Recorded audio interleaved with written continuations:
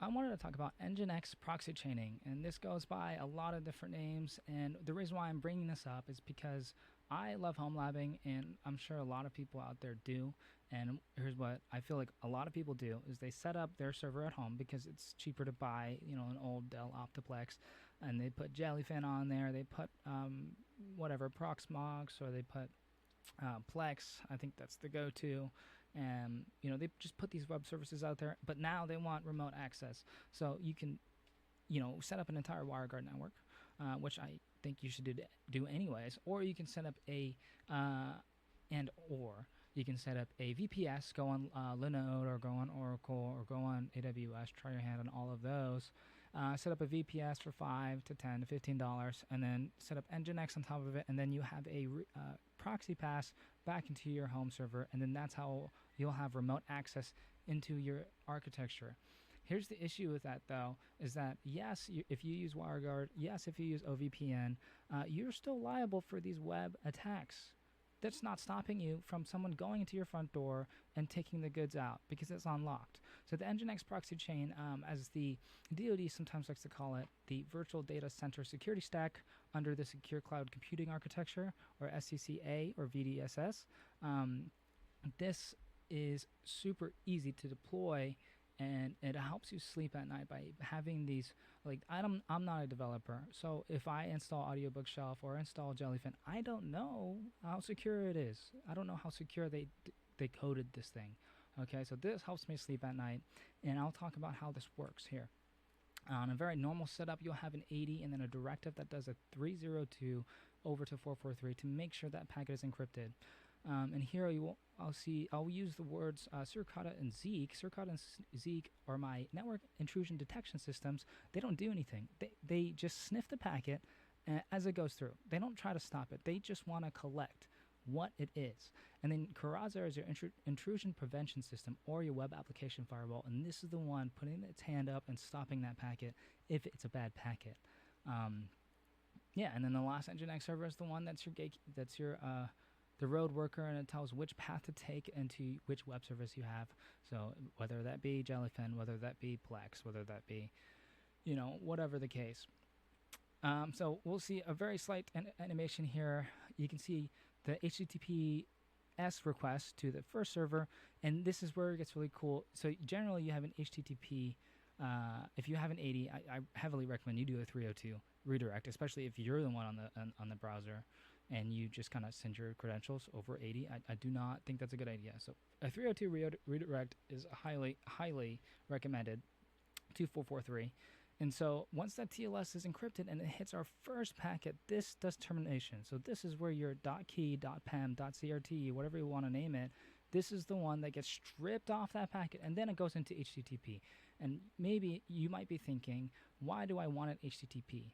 Well, in this case, this is my packet. This is your packet now. You have absolute control during this chain. You can do whatever you want with this packet. And so that's super powerful for services like Snort3, like Suricata, like Zeek, because now they can see the packet as it is without having to have its own keys to be able to look and understand what's going on with this packet. It's just there, and you don't have to have crazy architecture and doing ephemeral keys or anything like that. It's just there, and it's amazing. It's like magic. So you'll see it gets over here, and this is asynchronous. The second it hits this, Suricata and Zeek are all over it. They're looking at the packet and wondering what the heck it is. It doesn't do anything. It just looks at it. And here we'll get a step thing. This is how the whole process works on a very valid request. So it goes through the first receiver, and then that does the TLS stripping, and it goes into HTTP, and this is where we're able to see the packet as it's supposed to be in HTTP form, where we don't have to worry about TLS. And here, as you see, all three shot out, because this is what the packet's going to be doing. It's going to go to Karaza probably around the same time Zeek and Suricata get it, and then when it gets to Karaza, then if it's good, it goes to the nginx backend. So nginx backend will then send that out to the client. So in this instance, we can assume this is the client. So that's Jellyfin and whatnot, and whatever your web application is. And then that will know what to do with that packet. It sends that 200. It sends that your get request, your post request, or whatever. It sends like, that's an okay. I properly did whatever you wanted with that request, and I'm sending you confirmation. and the client is happy. Awesome. And so this is what happens when you have a bad actor doing things like SQL injection, doing things like XXS scripting, cross-site scripting, or anything that you don't want on your web application. Here it goes. It goes on the TLS. That gets stripped over to HTTP, and then your Zeek and Suricata will see that. It'll see that it's a bad actor. It will not do anything again, but now what you can do is you can hook up Wazaa or Elasticsearch or Splunk on these other servers, or in this case I have it in a container that I'll show you later. And so on that host, and then once that receives it, now all your analysts are all over it.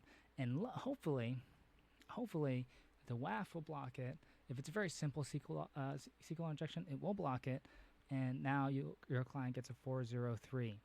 And now your analysts are on the lookout for these IP addresses that sent that bad request, because you have historical information over here. And this is awesome. This is what you want. And so here I'm talking about the inline protection, which is your WAF, your IPS, or Web Application Firewall intrusion prevention system. And then you have you can call this an intrusion detection system, or you're sniffing out of band, asynchronous, whatever. And so I want to open up the command line real quick. So don't be too afraid here. I have a very simple Docker Compose file. We can see this is the entirety of my stack, right? So if you do du tech.sh, we can see how large. It's 108 megabytes. I mean, right, you have Docker image, you have your image sizes and stuff like that. So this comes out really quickly, counting 7 to 9, 15, like about 1.8, 1.ish gigs, right? So, less than a flash drive size, right? And so I want to talk about what I'm running. I'm running Audio Bookshelf, and I have a DNS server that has it rewritten kind of as an A name. So if I DNS look up Audio Bookshelf.lan, this is my Audio Bookshelf not behind the nginx proxy. This is just as if I'm in my own home server. I mean, home lab, because I am, right? But if I want to replicate it as if I'm looking at the LAN, I have another. This is going to redirect the traffic into my nginx proxy, and it's going to go through the process that I talked about. And here it is. This goes out to 184, and so we can do some curl requests, right? So if I'm going to do curl, this is a cross-site scripting command. It's very simple. So what you don't want is a 200, right? Because a 200 means that Audio Bookshelf processed this command.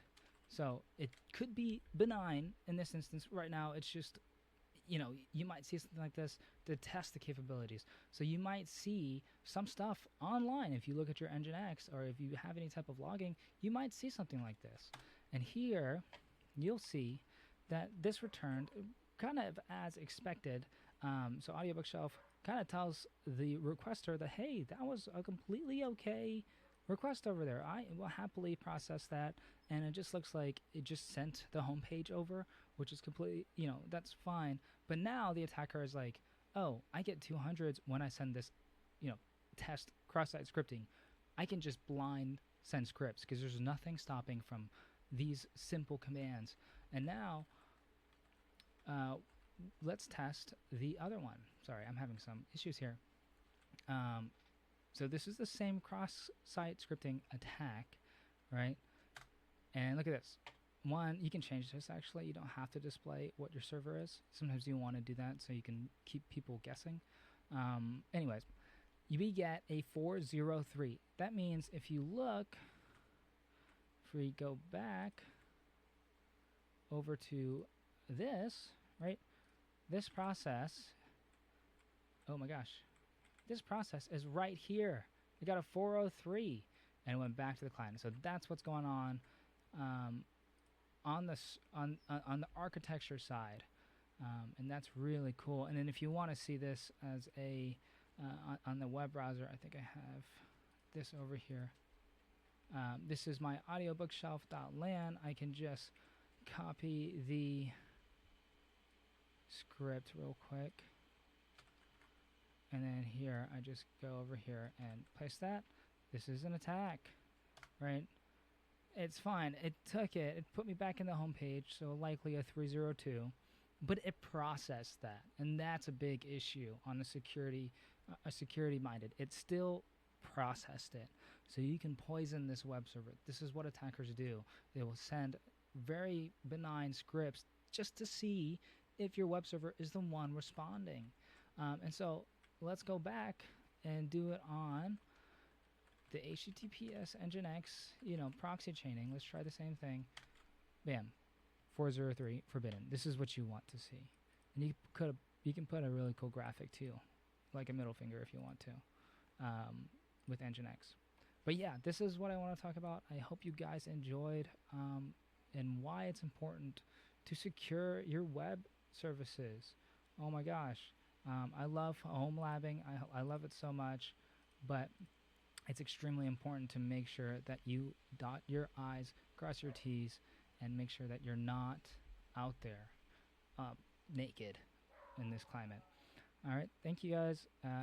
Stay safe. Stay safe.